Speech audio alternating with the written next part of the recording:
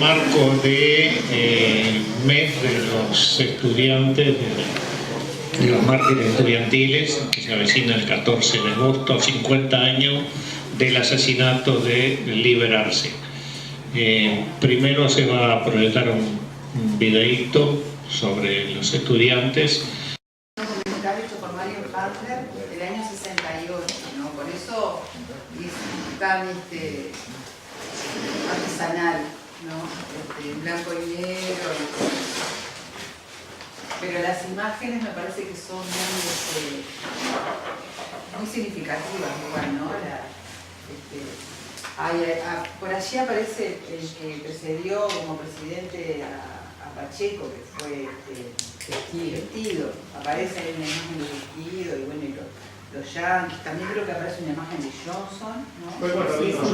Aparece Johnson a Uruguay, debajo. Entonces hace como el contraste ese, ¿no? Entre el cónclave del norte con el gobierno colorado y las luchas estudiantiles en la calle.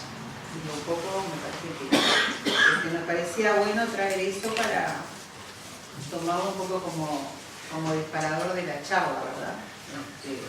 Ya más o menos con los chiquilines del liceo hicimos alguna jornada de charla donde hablamos del tema de los mártires y hablamos un poco de Liberarse y los otros compañeros estudiantes asesinados, ¿no? A partir del 68. Y entonces un poco la idea sería volver a tomar el tema y que ustedes también, si quieren opinar o comentar algo de lo que vimos ahora o de por qué, hoy hablábamos un poco en la radio de eso, ¿no? El 14 de agosto es el Día de los Mártires Estudiantiles y cómo lo visualizan los jóvenes de hoy, ¿no? Está bueno, está interesante. No sé, Gabriel, si vos querés arrancar con algo. No quiero, no tengo ningún problema. ¿Arranco yo entonces? Sí, la idea es hablar entre los dos y armar de repente un poco un marco de la época, ¿no? Bien. Bueno, primero muchas gracias por la invitación. En este último tiempo, por suerte, aunque hemos hablado siempre, se han dado muchísimas de estas charlas, muchas, con muchos compañeros que militaron en el movimiento estudiantil o en el movimiento juvenil en general, durante el 68 y en la dictadura, que es mi caso. Yo estoy veterano, pero no tanto. En el 68 tenía 3 años.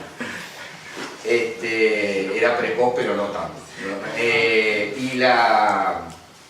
Y la idea de transmitir, a mí me parecen 2 o 3 cosas importantes. Hablar un poco de la historia, por qué, hablar de la experiencia de la lucha estudiantil y juvenil en general. En mi caso, además, mi militancia estudiantil fue muy corta. Yo, en realidad, como muchos, lo miro a Sebastián, porque compartimos de muy gurises el desafío de reorganizar el movimiento sindical, más que el movimiento estudiantil, aunque estudiábamos, porque a la salida de la dictadura, o al último periodo de la dictadura, a partir de la prisión de casi todos los compañeros sindicales, prácticamente todos, hubo que armar de la nada, reconstruir el movimiento sindical de lo que había quedado, y era una cosa de mucha gente joven. En realidad, si uno mira, esto está bueno contárselos, si uno mira los consejos de salario que convoca el gobierno democrático de Sanguinetti, el primero, después la ya lo sacaron, ¿no? Duró poquito, pero que lo traen, y está bueno plantearlo así porque uno de los grandes líos del 68 en Uruguay es justamente la eliminación de los consejos de salario y la instalación de la COPRIN en mayo del 68, pero cuando se retoma, que es uno de los acuerdos que hay en la salida de la dictadura, los delegados éramos muy jóvenes, o sea, yo no había cumplido 20 años todavía y estaba de delegado de los consejos de salario. Y así era la mayoría de los compañeros que estaban, que por suerte después fueron saliendo los compañeros de la cárcel y volviendo del exilio, y se reincorporó una generación entera. Eso también pasó con el movimiento estudiantil, mucho más acentuado, porque obviamente los compañeros que salían de la cárcel o que habían estado ya no estaban en la edad del movimiento estudiantil, ¿no? El movimiento estudiantil tiene esa cosa maravillosa que es que se renueva muy rápidamente. Siempre, la renovación es permanente. Y por eso está tan bueno hablar de historia. Entonces, primero, decirles esta charla es combinada, ¿no? A mí me ha tocado dar en liceos, en UTUS, en facultades de Montevideo y del interior, con experiencias muy interesantes, hasta en un liceo de monjas, que surgió a partir de lo que hacen ustedes ahora, estas cosas, que la filman y la cuelgan en YouTube y uno ni se entera, ¿no? Yo venía y me decían los compañeros, ¿y por qué me invitas a la charla en el liceo? Porque escuchamos tu charla en Paysandú. ¿Y cómo escucharon mi charla en Paysandú? Sí, pero está colgada la charla en Paysandú. Ah, mirá vos.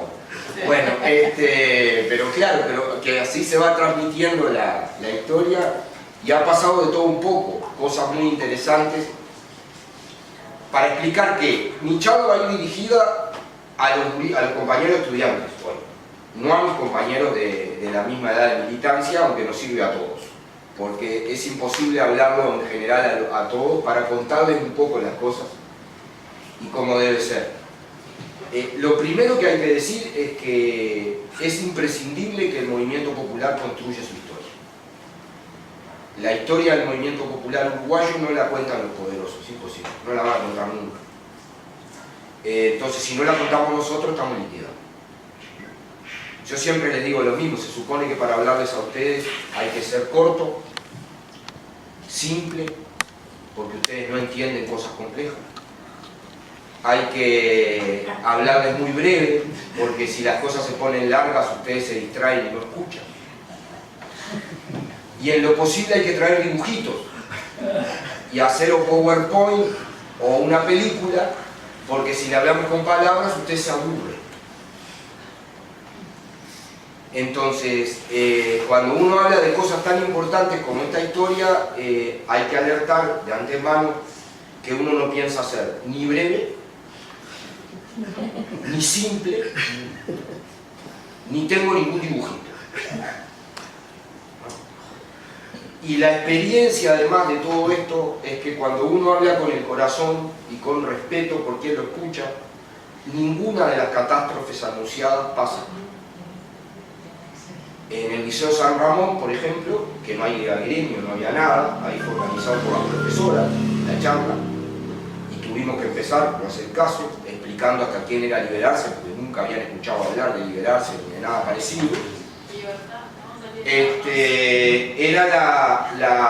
Pero estaba prevista para una clase que duraba 40 minutos y la charla duró 1 hora y media, con recreos incluidos y con una cantidad de gurises que decían seguí hablando. Y con la profesora que me decía seguí por favor porque es el único momento del año en que nadie miró el celular. No es mérito, no es que yo hable bien, ni que sea un crack ni nada, es mérito de transmitir la historia desde un lugar de igualdad. Lo segundo, para esto de hablar, es que esta es una charla de iguales. Es decir, que no hay, el otro mito que hay es que la generación nuestra se puede comunicar con la de ustedes solamente desde roles de jerarquía. ¿Qué quiero decir? Que ustedes no se escuchan cuando están obligados. Porque soy papá, soy profesor, o soy el dirigente sindical o estudiantil o el dirigente político que les vengo a hablar. Y si no, no nos escuchan. Y está el mito también de que mi generación no le puede hablar a la de ustedes y la de ustedes no le puede hablar a nosotros porque hablamos tan distintos y con códigos tan diferentes que no nos podemos entender. Si eso resulta ser cierto, estamos liquidados. Ustedes y nosotros. Porque rompen el espinazo de la acumulación histórica del movimiento popular, que es nuestra y en nadie más. Entonces acá hay una charla de iguales, no es una charla magistral, es una charla de militantes hacia otros militantes de distinta edad, con el mismo respeto y con la misma sensibilidad que tienen ustedes. Y el planteo de que no hay formulaciones simples ni cortas es por respetarlos a ustedes, ¿no? no es por sacarnos las ganas nosotros de hablar, es por respetarlos a ustedes, porque nosotros estamos convencidos de que es absolutamente falso que ustedes no escuchan, que no entienden, que no son capaces de entender formulaciones complejas y que se aburren cuando se tratan temas importantes. Por lo tanto, es eso, es una conversación entre compañeros y en plano de igualdad. Lo primero que hay que decir que es realmente muy importante que el Día de los Mártires Estudiantiles sea hoy oficialmente el Día de los Mártires Estudiantiles. No es un detalle nada menos. Ninguno de nosotros precisó ni que el 27 de junio fuera declarado el Día de la Resistencia y la Defensa de la Democracia, ni que el 14 de agosto sea declarado el Día de los Mártires Estudiantiles para conmemorar el 14 de agosto. El 14 de agosto, como muchas cosas, como el 20 de mayo, por ejemplo, es una colocación en el calendario que es decisión popular. Y es importante, y no precisamos ningún Estado, ni ningún partido político que diga que eso es lo central. Es una decisión del pueblo y se defiende y se construye a partir de nuestra decisión. Eso pasó también con el 1 de mayo, por ejemplo. Y sigue pasando. El 1 de mayo es la primera fecha universal no religiosa de la historia de la humanidad, que pocas veces se dice, y que es construida a partir de la lucha de la gente, no de ninguna otra cosa. Pasó lo mismo con el 8 de marzo, pasó lo mismo. Algunos creen que es porque la ONU lo declaró, no, la ONU lo declaró muchísimos años después, de que arrancó la lucha y la pelea por la reivindicación y los derechos de las mujeres, y en particular de las mujeres y las trabajadoras el 8 de marzo. Y está bueno entonces que en la reflexión de esa fecha entendamos que es importante tener esa fecha. Y es importante porque por primera vez está pasando en Uruguay, fruto de la acumulación de fuerza de la lucha popular, que la nomenclatura de las calles, que el calendario oficial empieza a incluir nuestros nombres, no solo los de ellos. Y cuando digo ellos y nosotros, digo los que tienen el poder, los que siempre lo tuvieron, los que construyen la historia uruguaya como si fuera un acuerdo entre caudillos y palabras gloriosas de dirigentes con el pueblo mirando de afuera. Y que nos cuentan que Artigas eran fechas, batallas, y no las ideas de Artigas. Y no un pueblo acompañando a Artigas. Y no un pueblo peleando con Artigas por sus ideas.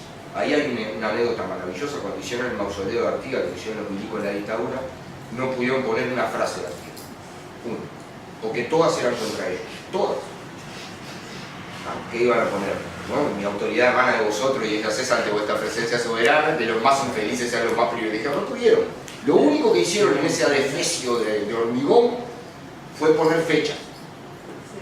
Entonces no tenían la obligación de las escuelas de ir a ver el mausoleo de Artigas y vos veías fechas, nada más que fechas. No había una sola idea de Artigas en el mausoleo de Artigas. Tuvo que triunfar también políticamente el pueblo uruguayo para que hubiera fechas, para que hubiera ideas, frases en el mausoleo de Artigas y concepciones de Artigas. No es nada menor esas cuestiones tan básicas como las que se ven así. Entonces, contar un poco de historia, contar una experiencia personal y después compartir las cosas como vengan. Primero un poco contexto. Como siempre, los poderosos nos quieren robar la historia, ya sea por ignorarla, ya sea por tergiversarla. Entonces se habla del 68 y se habla del Mayo francés y de la lucha que realizaron, muy importante, dicho sea de paso también, los estudiantes norteamericanos, sobre todo de California y de la Universidad de Berkeley, por sus derechos. Es muy importante el Mayo francés y es muy importante Berkeley. Ahora, reducir el 68 en el mundo, en América Latina y en particular en Uruguay, como se ha escuchado en estos días a connotados analistas decir que los jóvenes uruguayos salieron impulsados por el ejemplo del Mayo francés a la calle, es un disparate de una magnitud tan grande histórica, tergiversa tanto la realidad, ¿no? que realmente es muy importante que por lo menos les contemos que no fue así, que no es verdad. Uno puede decir, ¿fue muy importante ver que el Mayo francés? Sí, fue lo más importante ni de lejos. Donde el sistema y el capitalismo corrió menos peligro fue en Francia y en Estados Unidos, en el 68, claramente. O sea, fueron lo más importante si uno exceptúa que era un mundo en revolución, que estaba desafiado el sistema en todas las partes del planeta, que se peleaba por la libertad en Vietnam, en Laos, en Camboya, en Corea, que había millones de personas peleando en África por la independencia. A ustedes les parecerá raro ahora, pero era por la independencia, por existir como países. En Argelia, en Angola, en Mozambique, en Cabo Verde, que había un señor que se llamaba Mandela, que hacía apenas poquitos años, estaba preso, de los 27 que después se comió, y que en ese entonces, porque ahora parece que Mandela es Mahatma Gandhi para todo el mundo y todo lo homenajea, pero en ese entonces, estoy citando textualmente al diario El País, era un negro terrorista comunista que había que encarcelar. El mismo diario El País que dijo de Patricio Lumumba, el héroe de la lucha por la liberación del Congo, que era un negro que quería convencernos de la absurda idea de que los negros se podían gobernar así. Ese era, y estoy citando textual, no estoy inventando nada. Y ese era el mundo en el que peleaban. Y en América Latina, hacía un año que había, menos de un año, que había caído asesinado el Che en Bolivia, menos de un año. Hacía 4 que habían dado el golpe de Estado en Brasil. Se peleaba en Nicaragua contra Somoza, en Paraguay contra Stroessner. Había luchas obreras y populares y campesinas en todo el continente y había guerrilla en casi todos los países del continente. Por lo tanto, estamos en ese mundo, al que hay que agregarle que era un mundo que explotaba. El hombre se largaba a la conquista del espacio, salían nuevas disciplinas científicas todo el tiempo. Había rupturas estéticas por todos lados. Ese era el mundo en ebullición en el que se vivía y tiene que ver el 68. Y en Uruguay, muy especialmente, estaban todos esos componentes. Había una fuerza, un grupo de compañeros importante que estaba liderando una lucha de propaganda armada y armada. Hacía un año que había confluido el proceso de una central sindical única y estaba la CNT con una potencia inusitada en la vida del país. Y esa ronda del Consejo de Salarios había sentido el impacto de un movimiento sindical unido. A ustedes ahora les parecerá que es con lo más normal del mundo que hay un movimiento sindical único. Le diré que Uruguay es el único país de América Latina, salvo Cuba, que tiene central sindical. No hay. Y no hay en el resto del mundo, ¿no? En Europa hay 6 o 7 por cada país, siendo generoso. Hay países que tienen 10 o 12, ¿no? Y era la primera ronda del Consejo de Salario donde el movimiento sindical peleaba unido. Y se sintió. Mucho. Entonces, había un ajuste económico bestial.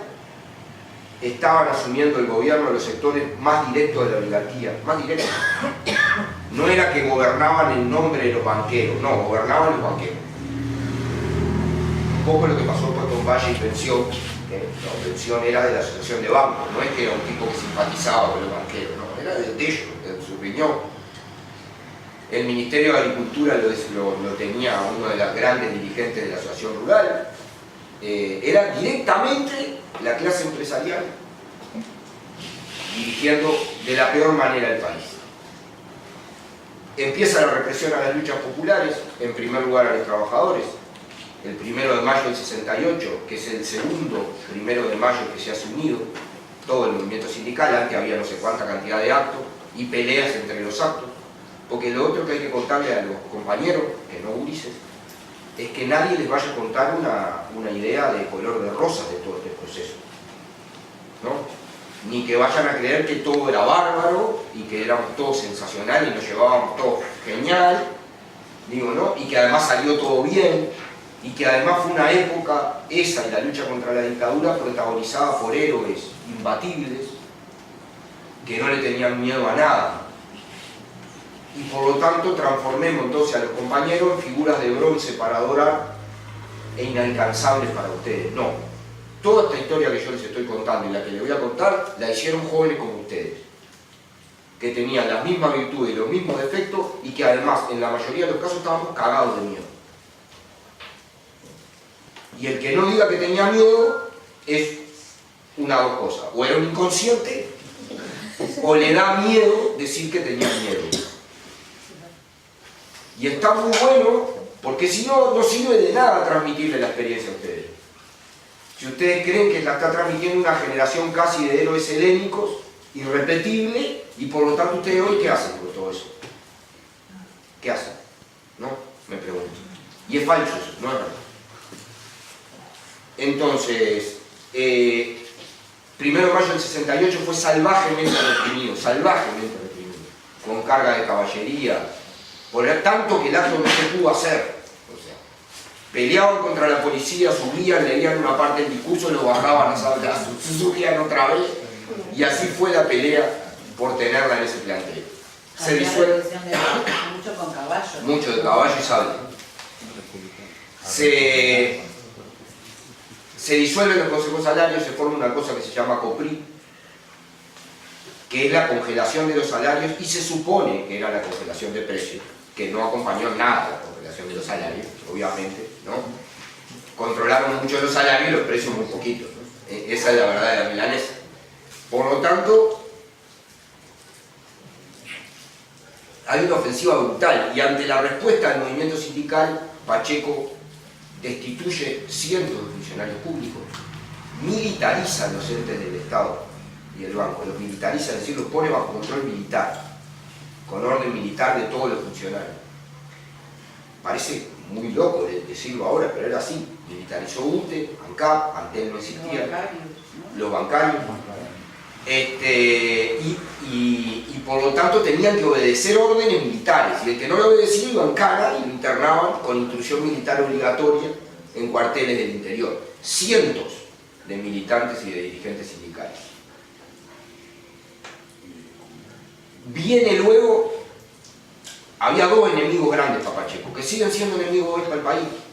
El País escribió una editorial hace 2 años diciendo: si queremos recuperar lo que es nuestro, tenemos que romper la unidad del movimiento sindical y terminar con el dominio de la izquierda en la universidad. Escrito negro sobre blanco, lo pueden buscar. Bueno, eso fue lo que hicieron en el 68, ¿no? Directamente. Pegarle al movimiento sindical con todo lo que tenían y asaltar la universidad. Asaltarla literalmente. Primero la asfixiaron presupuestalmente. Después pidió el gobierno la destitución de las autoridades universitarias. ¿Está claro? Es decir, como si saliera el coso a decir: bueno, no me gustan estas autoridades universitarias, pumba, se tienen que ir. Con el rector a la cabeza. Y después asaltaron la universidad. La policía asaltó la universidad. Violando toda la autonomía y todo. La asaltó, la tomó. Tomó las locales universitarios. Es de ahí que resurge un gran movimiento de respuesta a esto, y se juntan, como se había juntado en el 58 con la Ley Orgánica de la Universidad 10 años antes, y la Ley de Asignaciones Familiares, una lucha para los sindicatos en defensa de la universidad. Para los sindicatos en defensa de la universidad. Está muy bueno contarles, compañeras y compañeros, que estamos hablando de una universidad heroica, pero que no llegaba a los 20.000 componentes. Esa generación maravillosa que tomó las calles, que enfrentó la represión, eran 20.000. Hoy la universidad tiene 118.000. Tiene 6 veces más. Y ni hablar de secundaria. Había en Montevideo menos de 20 liceos, y ahora hay 70. Y en el interior más de 70. ¿No? Porque una de las luchas del movimiento estudiantil de esa época era el acceso democrático a la educación, y que los hijos de los trabajadores y de los pobres pudieran ir al liceo y pudieran ir a la universidad. Y nos falta un montón, pero hemos avanzado años luz con respecto a esa pelea, y es parte de esa pelea, es parte de esa lucha. Hasta les cuento uno de los debates contra la educación pública hoy: hablan de los niveles de deserción, y es una mentira gigantesca, porque en esa época los niveles de deserción eran previos, porque los hijos de los pobres no podían ir a la escuela. Entonces era maravilloso que terminaban las carreras y bárbaros, y los otros no entraban. Y eso le sirve para el debate con el ataque que hay hoy a la educación pública, no en el 68. Entonces, decirle de liberarse cuando lo matan, estaba defendiendo la universidad, defendiendo las libertades públicas, defendiendo el presupuesto para la universidad, las libertades públicas, y además siendo solidario con la lucha de los liceales por el boleto estudiantil. Por el boleto estudiantil.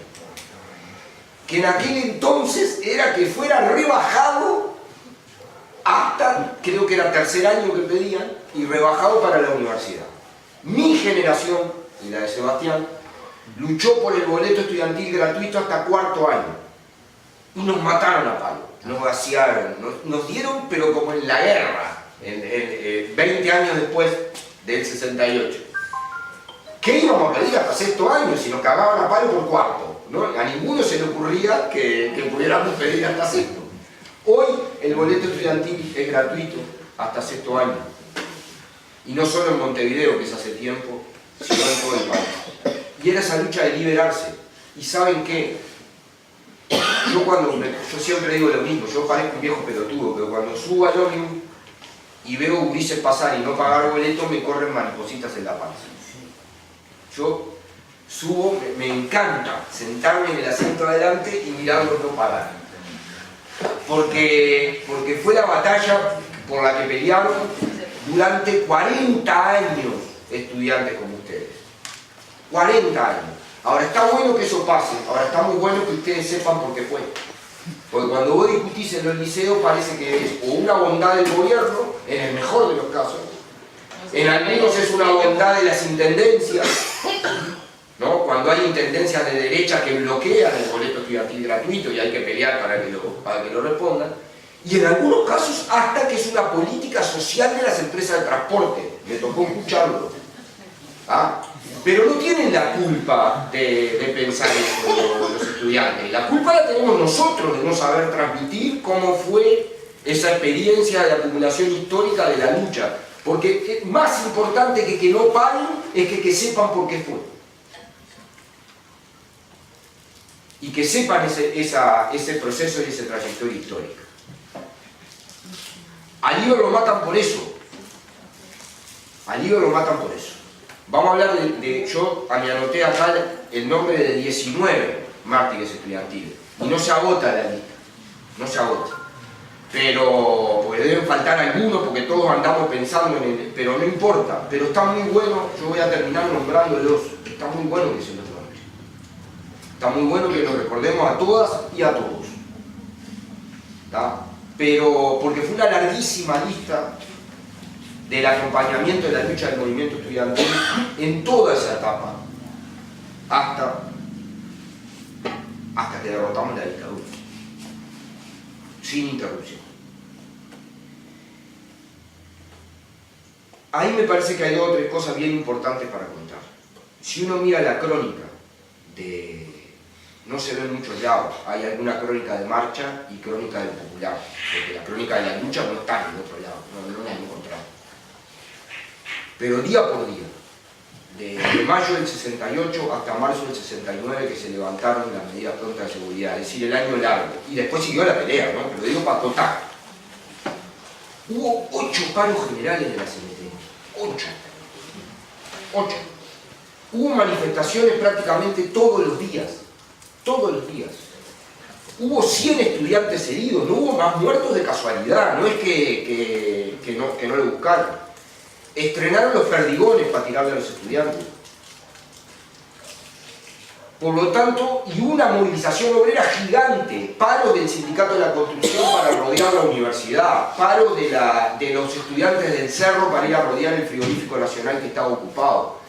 El cerro de Montevideo, con el puente sobre el Pantanoso, que le llamaban el paralelo 68, que era el paralelo 38. Que ¿por qué le decían paralelo 38? Porque el paralelo 38 es el que divide a las dos Coreas. ¿Tá? Y es una línea de guerra donde no pasaban hasta ahora, está el gordito con Trump, ¿no? Peleándose, de que no pasaba nadie por el paralelo 38. Y el Pantanoso era así. Cuando estaba ocupado el frigorífico nacional, o había lío en la UTU o en el Liceo del Cerro, se tomaba el puente y no entraba nadie al cerro. ¿no? Entonces, ese era el combate que hubo en los barrios, y fue muy importante la unidad, muy importante. Es más, en ese momento, en el asesinato de Líber, en el entierro que fue hasta ese momento lo más grande que había pasado en el Uruguay, y algunos dicen que sigue siendo lo más grande que pasó en el Uruguay. El problema es que en esa época no había drones, como hay ahora para filmar y ver qué es lo que había arriba. Algunos solo lo comparan con el obelisco, con el acto del obelisco y el 1 de mayo del 84, que fue más grande que el del 83 todavía, pero es más famoso el del 83. Por obvias razones fue más grande el del 84, ¿no? Porque había un año más de avance y había menos represión en la vuelta. Pero fue la cosa más gigante que hubo, y fue el lugar donde se encontraron por primera vez mucha gente que después iba a confluir en la unidad social y política del movimiento popular. Álvaro Bayo, Colorado, hace un cuestionamiento feroz al asesinato de los estudiantes, escribe un poema maravilloso. Selmar Michelini hace lo mismo. Estoy hablando de esos nombres, ¿entienden?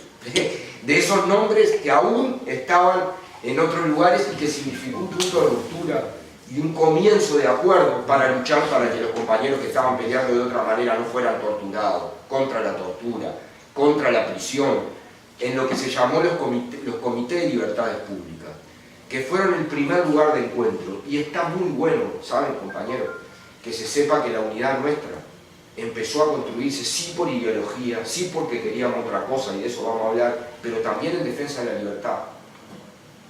Porque no le tenemos que regalar a la derecha ni al poder la defensa de la libertad. Nunca para el movimiento popular es indiferente en qué condiciones peleamos, cómo tratan a nuestros compañeros, qué condiciones de libertad hay. Y está muy bueno que se sepa, porque no se nos cuenta a nadie eso. Nadie les cuenta que el pueblo uruguayo generó eso. Yo voy a terminar con 2 ejemplos y voy a pasar a marcha camión a otras cosas. Cuando interviene en secundaria y interviene en la universidad, el movimiento popular, el movimiento de docentes, empieza a hacer los contracursos y los liceos populares. ¿Alguna vez escucharon ustedes hablar de los liceos populares? Y de los contracursos, en general nadie. Y es una experiencia del movimiento popular increíble. O sea, mientras el gobierno prohibía dar clase, los profesores y los estudiantes se juntaban en los sindicatos y en los clubes de los barrios para seguir dando clase. Es decir, la forma de luchar era estudiar y dar clase. Y los esperaban afuera y llevaban a la gente en cana por estudiar. Y el movimiento sindical abrió sus locales para que los estudiantes fueran a estudiar y para que los profesores fueran a dar clase. La unidad se construyó así. No dejen que les cuenten que la unidad se construyó con discursos de genios o con congresos haciendo documentos maravillosos. Podemos hacer los documentos más increíbles de los congresos que hagamos, que si no tenemos una práctica militante común que nos junte y que nos haga pensar y hacer experiencias juntos, jamás construiremos unidad. A fuerza de párrafo incluido y votado un documento es imposible. No vamos a transformar la realidad ni vamos a hacer nada. El problema es hacer la práctica conjunta que hubo, y hubo mucha. Entonces yo empiezo la parte final contándoles que se luchó todo eso, se construyó toda la unidad que se construyó. Faltaban pedazos muy importantes de todos lados de juntarnos, y la ofensiva fue de tal magnitud que lograron igual avanzar en la represión. Acá y en toda América Latina, ¿no? Vino el Plan Cóndor, acá protagonizó el movimiento popular la huelga general es un hecho heroico. Hicieron una mesa redonda el otro día en la casa del Partido Colorado. El Partido Colorado. Porque claro, te toca debatir, obvio, es cierto, vamos a ser justos también, porque no hay que tirar gente para afuera, hay que ganar gente. Nosotros no podemos putear, insultar o destratar a los compañeros que hoy no piensan como nosotros, pues si no, no los vamos a ganar nunca. No se trata de ganar entre nosotros solos.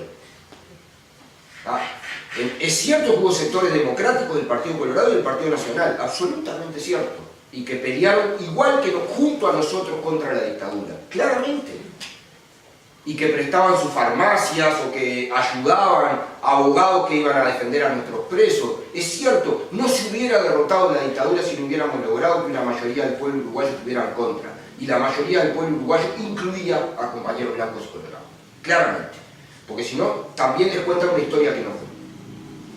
Pero a ver, que el Partido Colorado le exija a la izquierda, al movimiento sindical y al movimiento estudiantil una autocrítica, cuando vos debatís con ellos y les decís, decime una cosa, el que mató a los estudiantes era un gobierno ¿de qué partido? Del Partido Colorado. Pacheco Arengo, que era el presidente, ¿de qué partido era? Del Partido Colorado. Bordaberry, el señor amigo ese, llegó a la presidencia de la República ¿por qué partido? Por el Partido Colorado. Y la autocrítica la tengo que hacer yo. Y vos tenés las credenciales democráticas maravillosas es increíble, ¿no? Y ahí hablaron de que la huelga general fue derrotada. Y es cierto, fue derrotada. Como si le pueden decir que el ímpetu brutal que hubo de la lucha del 68 no consiguió lo que querían, porque lo que querían, además de defender la libertad y la democracia, era hacer la revolución. ¿Tá? Y eso hay que decirlo también, porque si no le mentimos a la gente. Y no está bueno. ¿Tá? Pero el problema es que eso es mirar tan mezquina la experiencia de los pueblos y la historia de los pueblos. Porque en realidad había una queridísima consigna a la salida de la dictadura que Sebastián se debe acordar, que decía, no hay banderas perdidas, que era de una canción, ¿no? Que nos cantábamos nosotros mismos. Y es cierto, no hay banderas perdidas si no se abandonan. Y tanto el 68 y el heroísmo de esa generación, de estudiantes y de trabajadores, y de profesores, está muy bueno saber que la universidad entera estaba en contra de la represión, entera. El rector, el Consejo Directivo Central, el entierro estudiante de liberarse fue encabezado por el Consejo Directivo Central de la universidad entero. No es que fue la FEU que fue, no, fue todo el mundo, todos los decanos, el rector. Y no es menor eso, es impresionante eso, es impresionante rescatar esa actitud. Entonces, pero está bueno que nosotros tengamos en cuenta que esas cosas permitieron seguir luchando. Yo le voy a dar un solo ejemplo. En mi caso, compañera y compañero, y creo que en el de todos nos hemos educado en que con la lucha de otros compañeros en el mundo, de la que yo le hablaba, uno la mira para aprender y no es fiscal de otros pueblos, ¿no? Yo por lo menos lo siento así, sé que Valdemar lo siente así, Sebastián también. O sea, nosotros no estamos para mirar a los pueblos que luchan y darles lecciones desde acá, porque es bárbaro. Yo viví en Guatemala y uno ve en Guatemala, claro, les matan 20, 30 dirigentes campesinos y sindicales por mes. Si hacen una asamblea los secuestran y los limpian, van los narcotraficantes, los guardias, los finqueros, todo. Y yo le voy a decir, mirá flaco, pero nosotros en Uruguay tenemos mejor organizado el sindicato. Mirá que te quiero ver bailar, ¿no? Claro. Y está bueno decirlo así porque yo voy a decir esto y no porque piense mal de la lucha del pueblo argentino, que tiene ejemplos heroicos. Heroicos. Pero, ustedes vieron La Noche de los Lápices. La mayoría la vieron. Bien. Hay una escena en La Noche de los Lápices, la noche que da el golpe, Videla. Al otro día, los gurises entran al liceo a estudiar. Porque no hubo condiciones del movimiento popular argentino, como no la hubo del brasilero, de parar. ¿No? ¿Pelearon? Sí, claro que pelearon. Heroicamente. Pero no pudieron parar. En Uruguay eso no pasó. La mañana posterior al golpe estaban ocupados la inmensa mayoría de los centros de trabajo, todas las facultades y los liceos cerrados por el gobierno porque si no se hubieran transformado en centros de protesta también. Y es una diferencia importante que lo da la unidad. No es que nosotros, ni que los uruguayos fueran más valientes, ni que fueran más ideológicamente claros, ni que... no. Ideológicamente claros para construir la unidad, sí. Sí. Y es lo que hay que cuidar. Pero una diferencia interesante, importante. Bien, contarles de la experiencia personal. Yo tenía 3 años, después cuando el golpe de Estado tenía 8, y ya entendía más. Para la huelga general, ahí pasaron la Facultad de Arquitectura, yo vivía cerquita y nosotros los niños íbamos entre los que estaban rodeando la cosa para llevarle comida a los estudiantes que estaban ocupando y a los talleres del barrio. Desde muy chiquito, bueno, mi viejo tuvo 11 años en cana, mi tío tuvo 6, tengo una familia que allanaron mi casa 17 veces, o sea que estaba claro yo estaba claro qué pasaba, ¿no? Tenía más o menos claro qué pasaba. Pero transmitirles que fue la dictadura es muy importante, porque el resultado de que no dio la fuerza para pararlo fue que se transformó, pero sí dio la fuerza para que el ejemplo del 68 y del 73 nos diera fuerza a nosotros para pelear. Y si le transmitimos la experiencia, que duele contarlas, algunas, es para que eso les sirva a ustedes no de ejemplo para que hagan las cosas como las hicimos nosotros, ¿no? Yo cuando era joven no había cosa que me rompiera más las pelotas que viniera un viejo pelotillas a enseñarme cómo tenía que hacer las cosas. Y era la mejor manera de que no pudiera, porque en realidad yo pensaba, este no entiende nada de donde yo vivo y donde yo estoy y cómo hablo con mi compañero y cómo me organizo. No. Pero sí que sepan cómo fue toda la trayectoria para desde ahí poder sacar fuerza para pelear ustedes hoy como entiendan que tienen que pelear, por las banderas que tengan que pelear y de la manera que quieran pelear. Pero para que peleen, porque si no pelean estamos muertos. Esa es la verdad de la milanesa. Entonces la dictadura, vivir en la dictadura era una mierda. Una mierda. Fue la represión, los desaparecidos, los presos, los torturados, sí, claro, fue todo eso, pero fue mucho más que eso. Uruguay era un gigantesco cuartel. Estaba prohibido escuchar a Citarrosa, estaba prohibido escuchar a los olimareños, estaba prohibido escuchar rock en español. Siempre cuento la misma anécdota, que cuando era más grande, Darmoyán estaba prohibido, pero igual tocaba en algunos boliches donde conseguía. Y los recitales de Darmoyán duraban lo que nosotros aguantábamos a la policía. O sea, en general, 1 o 2 canciones. Porque no éramos muy especialistas en el asunto y a las 2 canciones estábamos liquidados. Pero para contarles cosas que no se cuentan siempre, vino Sui Generis al Francini. Sui Generis, la banda argentina, que era muy importante. La pelea con la policía para lograr acceder con entrada comprada al Francini a escuchar a Sui Generis, no horas en el Parque Rodó, horas. Es decir, está bueno contarles que nosotros teníamos que pelear con la policía para escuchar música, ¿se entiende? A ver si yo me explico, ¿no? Que nos teníamos que juntar en secreto en las casas y poner bien bajito, además no teníamos nada, era el long play, entonces era muy difícil de poner el long play, vos no podías ir por la calle con un long play, era una cosa así. Entonces tenían que poner, después vino el cassette, fue una maravilla, ¿no? Para nosotros el cassette fue una liberación, porque claro, tenía el cassette y además si te agarraban el milico cortaban la cinta y chau, andá que después de Lola, recuperar la voz, ¿no? Sí, y teníamos que encontrarla, pero cuando teníamos el long play era imposible. Y escucharlo abajo, a ver, estaba prohibido Galeano, Benedetti, Onetti, pero estaba prohibido, quiero decir, que si te agarraban con un libro de Galeano, ibas en cana. ¿Se entiende? Para contar la cotidianidad de lo que fue vivir en esa inmundicia. Los liceos eran cuarteles, completamente cuarteles. En filosofía lo único que dábamos era metafísica. Punto. Nada más avanzado que eso. La historia universal terminaba en 1945 y excluía Hiroshima y Nagasaki, obviamente, pero no pasó nada después. No había manera de hacer nada.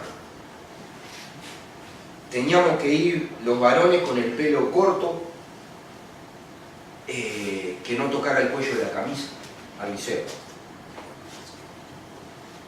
De camisa y de corbata, y las niñas, las muchachas tenían que ir de pollera y de corbata, y la pollera tenía que ser por abajo de la rodilla, para no darle ideas curiosas a los compañeritos. Y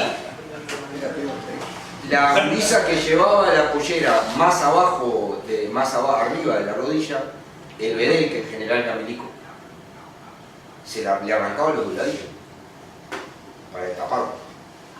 Y si vos llegabas con el pelo un poco más largo, te cortaban el pelo en la puerta del liceo. Ustedes si los aburro me dicen, a los veteranos no, yo sigo hablando a los gurises, pero estas cosas si no se las decimos ustedes no tienen cómo saberlo. Y fue contra eso que peleamos. Después vendremos con todas las consignas revolucionarias que les voy a contar, pero peleamos contra eso. Hicimos la jornada del vaquero, nos mataban a palo por ir de vaquero. Nos mataban. En el Yao hicimos una jornada del vaquero y nos esperó la guardia, que no era republicana, en aquel entonces era coracero, después fue granadero y ahora republicano. Siempre fueron una rata, Darth Vader, que cagaban a palo a todo el mundo, más allá de cómo se llamaron. Gigantones, ¿no? Y nos llevaron a palo, si ustedes conocen el Yao, queda casi el 18 de julio, nos llevaron a palo casi hasta Constituyente, porque íbamos de vaquero. A ver si es claro, ¿no? Para ver, tratar de pelear contra el vaquero. ¿Usted sabe lo que es un tira? ¿Sí? ¿Todos? ¿Sí? No. Bueno, acá hay unos cuantos que sí. En el auditorio del Liceo San Ramón había 100 y no sabía ninguno de que era un tira. Fue muy cómico además porque el problema es que en el Liceo San Ramón muy buena parte de sus estudiantes son hijos de militares del cuartel de San Ramón. Y fue muy interesante esta charla. Les voy a aclarar con mucho respeto con los gurises y con muchas preguntas. Bueno, un tira es un infiltrado, un milico que se infiltra, que anda de civil y se infiltra en organizaciones como las seriales pedorras esas yanquis que pasan en Netflix, ¿no? Donde son héroes los tiras y los buchones son crack, ¿no? Y hacen todas con esas cosas maravillosas, tienen unos aparatos científicos brutales y cuando detienen a un tipo le dicen usted puede permanecer callado, todo que claro que uno nos explica por qué es el país más violento del mundo y no hay más asesinatos y son tan crack y tienen láser hasta para ver que si en las uñas te quedó una cosa de hace un año atrás. Bueno, es mentira todo eso, ¿no? Los tiras son para cagar a las organizaciones populares, no para defender a nadie. Y en esa época estaba lleno de tiras, lleno. Si ustedes miran los archivos policiales de esa época, los archivos de inteligencia policial, del 68 para acá,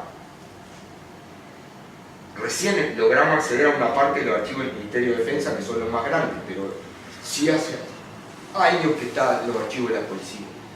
Y siempre cuento una cosa que está muy buena, había 300.000 fichas individuales. ¿Está claro? 300.000. Y hablamos de un lugar donde no estaban las cámaras de Bonomi, ¿no? No había cámara, no había celulares. La vigilancia fue física sobre 300.000 personas. Ustedes piensen cuánta gente se precisa para vigilar a 300.000 personas. Y además te seguían para todo, con qué gurisa salías, qué partido de fútbol jugabas, qué película ibas a ver, en qué fila del cine te sentabas. Hay cosas que informan el sermón de un cura, la predicación de un rabino, para ver si decía palabras que correspondieran con lo que tenía que hacer. Ese era un sistema de vigilancia absoluto sobre todo el mundo. Montaban un montón de delegaciones, ¿no? Tremendo. Entonces había profesores tiras, que vos encontrás ahí, informes de profesores que denunciaban a sus alumnos y que decían este tuvo actitud sospechosa, defendió el marxismo, y eso ya machaco, ¿no? Era función de la educación y el NACA, por lo menos. Hay cosas terribles de un pobre panadero torturado durante una semana porque le puso segunda internacional a la panadería. Y las bestias, los milicos, porque además eran bestias, y en un sistema operativo de terror, los llevaron presos erróneamente, diciendo que la segunda internacional era internacional comunista, ni eso sabía en la historia, ¿no? Y el pobre tipo le explicaba que el padre tenía una panadería que se llamaba Internacional y que él puso una sucursal que se llamaba Segunda Internacional. Horrible idea, pobre panadero, en la dictadura. Pero tuvo una semana al cargo y lo mataron a palos. ¿Ah? Y también hay de estudiantes quemando al profesor. Hay informes de estudiantes que eran tiras o informantes de la policía que dicen el profesor no fue crítico con el marxismo y el comunismo como debía ser.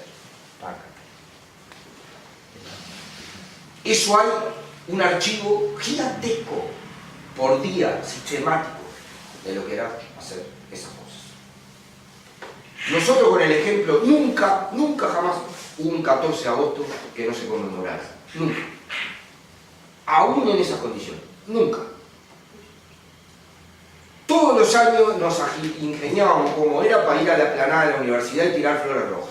Al final parecíamos lanzadores de jabalina, porque los milicos sabían y iban cada vez más lejos con el cordón y había que tirar la flor roja de más lejos, pero siempre hubo flores rojas o alguna cuestión colocada para defender el Día de los Mártires Estudiantiles. Siempre. Nunca dejamos de perder la memoria, de construirla. Nunca, nunca. ¿Y por qué peleaban? Por todo lo que podían. Por todo lo que podían. Para que los apuntes fueran colectivos. Entonces teníamos una excusa para que hubiera una reunión para sacar apuntes. La dictadura, como toda dictadura fascista, tenía el deporte metido acá, ¿no? Entonces hacía juegos estudiantiles en los que teníamos que ir obligatoriamente a la pista de atletismo. Cuando desfilaba el liceo militar, la silbatina era general. Y la pelea después de la silbatina con los milicos que estaban afuera también era general. Pero siempre fue así. En el mundialito del 80, que contaban 81, fines del 80, enero del 81 y diciembre del 80. En el 80 la dictadura hace un plebiscito para ratificar una constitución fascista. Era terrible. Yo los invito a que ustedes lean la constitución. Búsquenla hasta en internet. Lean. No se la quiero contar. Lean lo que era. O sea, si se hubiera aprobado esa constitución tendríamos un Uruguay infinitamente peor que el que teníamos. Y se organizó todo el movimiento popular para pelear. Nosotros desde el movimiento estudiantil y sindical. Nunca habíamos votado nosotros, no sabíamos cómo era una elección. No tienen idea. La gente fue a votar y tenía tanto miedo porque se había corrido la voz de que la dictadura iba a mirar las huellas dactilares de los votos. Y era muy probable que fuera así, ¿no? La verdad, con este parafernalia que uno ve después. Y entonces la gente iba a votar de guante para que no quedara la huella dactilar. De ese miedo estamos hablando, ese miedo terrible a que te mataran. Y le ganamos. Fue el primer plebiscito del mundo en que una dictadura organiza un plebiscito y lo pierde, porque en general las dictaduras organizan plebiscito y lo ganan, de manera que lo pierden. Tenían tanta confianza en que iban a ganar, habían hecho tanta cosa con que iban a ganar, que no previeron eso. Y la acción de alguna gente, de agencias internacionales de noticias, la convicción democrática de los delegados de mesa, porque había delegados de mesa que eran funcionarios públicos y muchos estaban por el no, esa es la verdad, la milanesa, impidieron el fraude. Y la actitud heroica de la 30 con Germán Araujo a la cabeza, que hay que hacerle un monumento, ¿da? Que tenía prohibido decir nada, nada, nada, nada, y es famosa la frase que dijo, al final dijo, era el no el nuestro, ¿no? No les puedo decir el resultado, no me lo permiten, ¿no? Pero solo les quiero decir, no salgan a la calle, quédense en sus casas. Cuando terminó la cosa esa, estalló Montevideo, ¿no? Efectivamente, ese es el combate y las cosas que está bueno transmitir. Ganamos. Y el mundialito estaba pensado para festejar el triunfo de la constitución fascista. Y no tenían nada para festejar porque habían marchado. Y fuimos al estadio a gritar los goles de Uruguay. Uruguay salió campeón del mundialito y festejamos como locos. Cuando le ganamos a los holandeses, así, cuando le pegó el Indio Olivera un codazo a un holandés, todos saltamos como locos en el tribunal. Ahora, a la salida del estadio se inauguró el se va a acabar la dictadura militar. Y además en el propio estadio se colocaron carteles, porque como era un mundialito y la señal era internacional y salía para el mundo entero, no la podían cortar los milicos. Entonces aparecieron carteles denunciando la dictadura en las tribunas.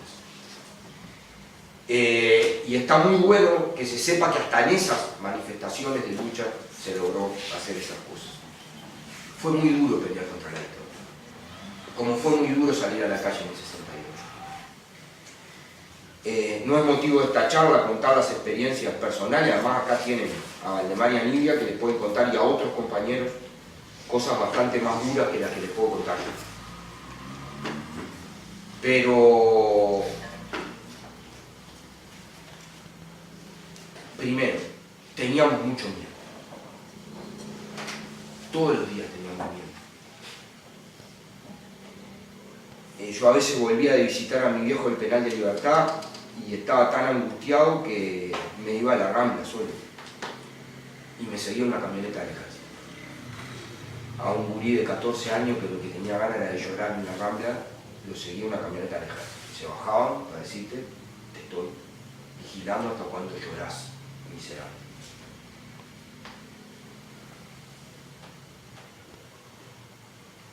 Teníamos miedo de exponer a los compañeros. Miren, cuando salíamos a volantear, ustedes cuentan volantear. Volantear era toda una operación. Había que conseguir los volantes, traer los Cayetanos, vigilaban el consumo de luz de las casas para ver si había un mimeógrafo eléctrico. Y si saltaba el consumo de luz en una casa, venían a esa casa a allanar. Entonces, o con luz robada. Cuando vinieron la primera fotocopiadora, que se trajo de Argentina desarmada y se entró por Cayola de Buenos Aires, porque acá no podían comprarla. Si ibas al local, había 4 que vendían la fotocopiadora, era todo de Milico. Si comprabas una fotocopiadora, estaba, ¿no? Era una cosa inconmensurable la fotocopiadora, enorme, y demoraba 40 minutos cada copia. Increíble. Pero hacer las matrices con la fotocopia fue una maravilla, porque podías hacer mucho más, ¿no? Mucho más volante. Pero miren, íbamos 3 parejas volanteando. 3. La primera iba caminando, llegaba hasta la esquina y doblaba a la derecha. Si no volvía, era porque no había encontrado nada, entonces la pareja del medio iba y ponía los volantes en la esquina y doblaba a la izquierda. Si no volvía la de la derecha ni la de la izquierda, la que había venido de atrás, que había venido todo, uno tomaba carrera, pateaba los volantes y salíamos todos corriendo a la mierda para otro lugar, y donde después nos juntábamos, teníamos un lugar de juntarnos para saber que no le había pasado nada a los compañeros, porque no había teléfonos celulares, por suerte, si no nos hubieran agarrado mucho más rápido. Y la otra es que tampoco había teléfonos fijos, porque ahora contamos, teléfonos fijos tenían algunas casas del barrio en algún lugar, que además estaban todos intervenidos. Entonces había un punto de reunión, ahí nos reuníamos, pero así era volantear. Inclusive en las volanteadas era bárbaro porque tenías que hacer de pareja y a veces tenías que disimular, ¿no? Si venía la...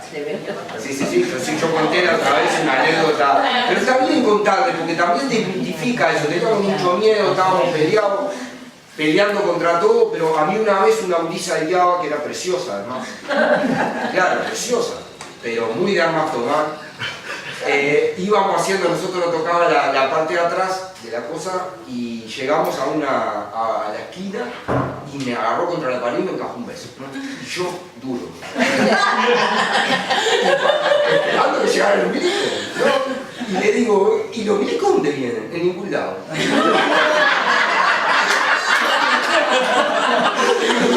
Y entonces, y me dice, queríamos saber entre todas si sabías besar o no, y ya sabíamos. Era cierto, era un burro bárbaro. Pero lo que sí les cuento, ustedes se ríen, parecerá una bobada, pero éramos gurises igual que ustedes militando y también pasaban esas cosas. Sí. Y está bueno que se lo contemos porque era de verdad, porque éramos gurises, peleábamos, vencíamos el miedo, pero también teníamos ganas de que nos dieran besos. En todas las cuestiones y las cosas en las que se fue a pelear. Fue complicadísimo todo, muy complicado. Asumir después la prisión, cortita, muy cortita, en mi caso, muy cortita. Yo siempre digo que es una hoja en el viento al lado de lo que pasó a Valdemar y otras compañeras. Con la única dificultad que yo era muy gurí, tenía 16, entonces era muy chiquito. Esa fue lo diferente, muy poco tiempo, muy poquito tiempo. pero sí hay alguna experiencia interesante para contar. Es muy duro todo, es muy duro la tortura, es muy duro todo. A cualquier edad y esa edad más. Pero lo más interesante de todo eso es lo posterior, ¿no? Es la salida, es el reencontrarse con los compañeros, es reencontrar el lugar de militancia, es cómo te rodean, a pesar de que eras un paria, porque no podías estudiar, casi no podías laburar, porque te tenían cercado por todos lados, y sin embargo siempre había una mano tendida, siempre había algo colectivo que te llegaba atrás. Siempre había compañeros del liceo que te venían a ver, siempre había gente del barrio que te llamaba para tomarte un... Yo cuento, nosotros fuimos a reorganizar Flores, Trinidad. Ustedes saben lo que es Trinidad, es una maravilla la heroicidad de los compañeros de Trinidad, porque Trinidad es una estancia en un cuartel. La vigilancia era terrible. Y llegábamos a los barrios más pobres de Trinidad. Y en los barrios más pobres de Trinidad nos esperaban compañeros con gofio y un pedazo de galleta, que era lo único que tenía. Pero para decirte, si los compañeros están peleando, tenés que comerla. En un ranchito, yo no me olvido más, sentado con una taza de gofio y la mitad de una galleta de campaña, porque el compañero que venía de Montevideo venía, yo sabía que iban a llegar otra vez. Yo sabía que no nos iban a ganar, que ustedes iban a llegar otra vez. Y así fue sostenido por esos ejemplos, por los ejemplos de Liber, de Hugo, de Susana, del 68. Esos son el gesto heroico, no de los grandes dirigentes, que también los hubo, claro que sí, por suerte y para mérito del pueblo uruguayo. Pero lo que sostuvo la resistencia fue el heroísmo de esa gente. De esa gente.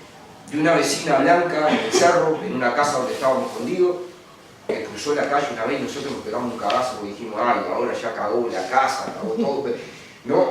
Y tocó doña Catalina. Tocó la puerta y nos dice, sí, yo soy la vecina de enfrente, sí señora, nosotros, yo sé lo que ustedes están haciendo, nosotros. Dice, nosotros, ¿y qué estamos haciendo? No importa. Ustedes no tienen que hablar de lo que están haciendo. Ahora, yo vi que ustedes están muy flacos y no comen nada, entonces les hice una pascualina. Es como puedo ayudar. Y esa señora era blanca, siguió siendo blanca. Fuimos a su entierro, pues todos los que estábamos en esa casa.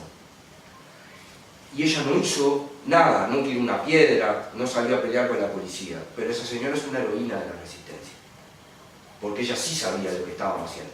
Y sí sabía el peligro que corría por ir a llevar los papeles. Y ustedes dirán que poca cosa, mirá que poca cosa. Llevarle la pascualina a 5 gurises que estábamos muertos de hambre, ya no sabíamos ni comerme el hinojo del fondo, ¿no? Y nos llevó la pascualina. Ella colaboró así. Y fueron miles del pueblo uruguayo que colaboraron así, porque tenían esa memoria que ustedes vieron ahí. Entonces, lo que importa es transmitirles esa memoria para que les quede. Termino. Vamos a nombrar a los 19 mártires estudiantiles y después hacerle la reflexión final. Me voy a poner los lentes porque yo ya estoy viejito, la presbicia es complicada, ¿no? Liberarse, Hugo de los Santos, Susana Pintos, Heber Nieto, Julio Espósito, Ibero Gutiérrez, Santiago Rodríguez Muela, Joaquín Kluber, Ramón Peré, Walter Medina, Nibia Zabalzagaray, Luis Eduardo González, Pablo Recauno, Jorge Salerno, Laura Raya, Silvia Reyes, Liliana Maidanich, Héctor Castañeto, Silvina Saldaña, y la lista no termina. Porque también deberíamos incluir a los estudiantes desaparecidos, que son más. Pero no importa, con estos 19 alcanza para entender que hay de todos los sectores políticos, no, de todos los sectores políticos de izquierda, para que quede claro, de todas las épocas.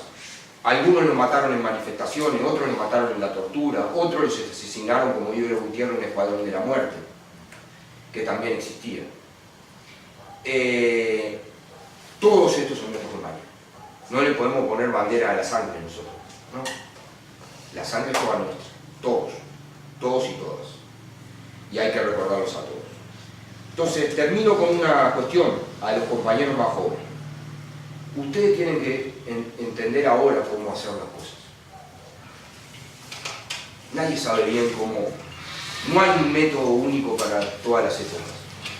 Nosotros hicimos cosas distintas que las que hicieron Valdemar y Nibia. Los que vinieron atrás nuestro hicieron cosas distintas a las que hicimos nosotros, y ustedes van a hacer cosas distintas a las que hicieron todos los demás. Nadie tiene vocación de mártir, es mentira. Es una canallada.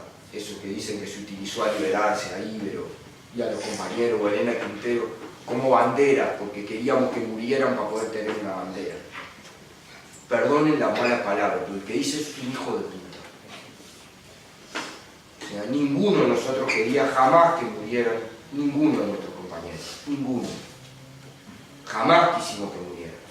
Ninguno quiso ir en cana, ninguno quiso que lo torturaran, ninguno quiso que lo echaran del liceo, ninguno quiso que lo persiguieran. Pero sí hay que rescatar que todos estos compañeros y compañeras, todos eran militantes, todos. Y que encontramos en los caminos las distintas generaciones para expresar en la práctica, el compromiso con la lucha. Entonces, si hay algún mensaje, que no hay, moraleja no hay, como ven, viste, la charla fue larga, complicada, compleja, y eso que me ahorré toda la parte didáctica que se la dejo a Nibia, que está mucho más alineada que yo. Pero no tiene moraleja, ninguna moraleja. La única moraleja que hay es que nosotros no nos rendimos nunca. Ni ninguno de estos 19 compañeros, ni Valdemar, ni Nibia, ni ninguno de los compañeros que está ahí atrás. Ni los que estuvieron presos, ni los que fueron al exilio, ni los que quedamos afuera. Ahora, porque algunos compañeros, Ulises, compañeros me decían, pero uno hay días que no tiene ganas de nada. Por supuesto que hay días que no tiene ganas de nada. Hay días que no tiene ganas de levantarte. Por supuesto que hay meses de bajón. No les pueden transmitir la idea de que éramos como, no, ni yo, pero que los compañeros eran seres perfectos que nunca estaban bajoneados y que siempre querían hacer la revolución. ¡Mentira! Se quedaban sin laburo, perdían a la novia o al novio, se sentían mal, obviamente, y se desenganchaban y se enganchaban. Y nosotros también. Y nos moríamos de ganas de llorar. Y no sabíamos qué hacer para tratar de ser un poco más normales. Porque hay días que a uno le daba ganas de ser normal, de que no lo siguiera una camioneta del ejército, de no tener al padre preso, de no tener a todos nuestros amigos perseguidos, de que no te siguieran hasta cuando invitabas. Daba miedo invitar a una gurisa a salir porque sabías que te estaban siguiendo. ¿Y qué se creen? ¿Que no hubo días que uno no tenía ganas de decir, puta madre, me gustaría por lo menos por 2 días no ser así? ¿Cómo será por 2 días no ser así? Pero el problema es que después juntábamos con la colectivo fuerzas y seguíamos para adelante. Porque la pelea era para que fuera así todo, no yo. Todo. Que fuéramos libres, que un día viniera libre. Termino con una anécdota preciosa. Nos fuimos para un sindicato. Los sindicatos no estaban prohibidos a la salida de la dictadura, todo estaba prohibido. Entonces el ZUNCA estaba prohibido, el mío que era el SIC, el Sindicato de la Industria del Calzado, también estaba prohibido. Entonces nosotros ¿qué hicimos? Le pusimos pro ZUNCA y pro SIC. Entonces no podían decir nada, porque no era el ZUNCA, era un cartel que decía pro chiquitito ZUNCA, sí, pro SIC, pero ahí estaba. Y nosotros en el liceo no podían hacer, cuando los compañeros del movimiento estudiantil empezaron a refugiarse en los locales sindicales para hacer cartelera, empezar. Y fuimos con una gurisita muy joven, divina. Y entró en el local de la Pro-UNRWA, que quedaba cerca del Palacio Legislativo. Y adentro del local era zona liberada, todo el mundo decía compañero. ¿No? O sea, vos pasabas la puerta y era como entrar en una isla de libertad. Todo el mundo decía compañero, compañero para acá, compañero para allá. Y esta sentada al lado mío, yo ya era un veterano de guerra, que tenía 17 años, me tiraba la mano. El señor me dijo compañera, yo le puedo decir compañero a él, claro que le puedo decir compañero. No paró toda la noche de decir compañero, compañera, no. Y feliz, fascinada, cuando salíamos acompañábamos a las compañeras a las casas, ahora sonará machista, si se malinterpreta, porque las cosas hay que verlas en un contexto de época. Nosotros las acompañábamos porque no queríamos regalarle una compañera más. Una más. No queríamos que nos tocaran una gurisa más. Y vos dirías, está bien, ¿qué hacíamos nosotros si venía la policía a reprimir, flaquito y destrozado? No importa, pero nosotros las acompañábamos hasta la puerta, a todas. Y cuando la fuimos a acompañar, me dice, cuando venga la libertad, va a ser así. Y yo le digo, Camila, así como estuvimos ahora nosotros, la libertad va a ser así. Y está muy bueno contarles esa anécdota tan simple, porque nuestra generación, desde el 68 hasta el 85, los jóvenes uruguayos no supimos lo que era la libertad. No supimos. Nosotros que nos criamos en dictadura no teníamos idea de cómo era ser libre. Nunca lo habíamos sido. Y está espectacular que haya sido el movimiento popular, aún en sus embriones más pequeñitos, el que nos haya dado una idea de cómo carajo podía ser libre. Ahora, no sabíamos lo que era, pero estábamos dispuestos a morir por conseguirlo, por tratar de averiguar cómo era. Entonces, esa es la idea. Hagan lo que quieran, como quieran, y durante el tiempo que quieran. No nos crean a nosotros. Investiguen, sean críticos hasta con nosotros mismos, con todo lo que hicimos o dejamos de hacer. Ahora, por favor, hagan. De la manera que sea. Vale la pena ser militar. Vale la pena. Hay que entregar muchas cosas, pero vale la pena. Te hace mejor persona. O sea, tener una expresión colectiva hace que uno deje de terminar en uno mismo y se proyecte en una cosa más grande que uno. Y es tan lindo sentirse parte de una cosa más grande que uno. Es maravilloso. Es un refugio extraordinario. Entonces, hagan lo que quieran. No nos crean nada, cambien en todas nuestras consignas, háganos decir los y las o les como quieran. Me ha pasado maravilloso de compañeras que fuimos a una actividad estudiantil y tenían que hacer tortas fritas. Esa se hizo realidad absolutamente nueva para nosotros. Y veíamos que no hacían la torta frita y se financiaba con la torta frita. Y nosotros hablando en una mesa como esta, y yo digo, ¿por qué no hacen la torta frita? Porque no van a tener cómo pegar. Y la dos gurisas dicen, no, nosotros somos veganas y grasa animal no toca. Entonces hubo que hacer la discusión. Está muy bien, compañeras, ahora tienen que tener otra tarea, porque la torta frita la tienen que hacer. Pues si hicieron otra cosa, obviamente eso para nosotros era impensable. Y ahora muy importante, y está bien que lo sea. Ustedes tienen que decidir qué es lo importante para ustedes. No lo que nosotros consideramos que es importante. Ahora, hagan todo eso. Ahora, por favor, júntense. Encuentren espacios colectivos donde puedan arrancar fuerzas para no perder la decisión de luchar jamás. Porque no va a existir la época en la historia de la humanidad en que no sea necesario luchar. Siempre va a ser necesario luchar. Gracias.